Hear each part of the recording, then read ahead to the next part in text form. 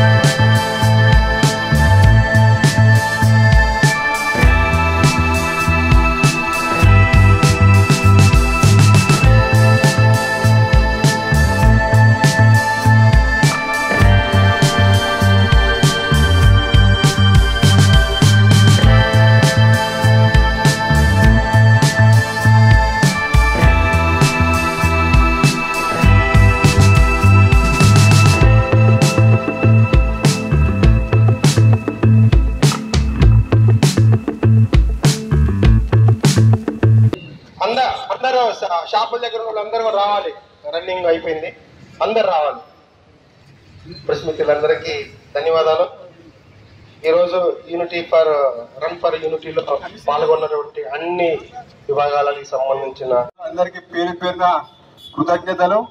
ఇది మాదే కాదు, మీది కాదు, మన అందరి కార్యక్రమం కాబట్టి అందరూ పాల్గొనాలి. మన భారతదేశం ఇదే విధంగా ఇట్నే యూనిఫైడ్ గా యూనిటీగా ఇంకా ఇప్పుడు మన 4th లార్జెస్ట్ ఎకానమీ, మనం 1st, 2nd పోవాలని చెప్పి మన విధంగా ఉక్కు సంకల్పం తీసుకోవాలని ఈ సందర్భంగా ప్రిన్స్లీ స్టేట్స్ అంటే 562 రాజ్యాలు ఉండేటి, చిన్న చిన్న రాజ్యాలు, చిన్న జమీందారులు అవన్నీ ఉండేటి.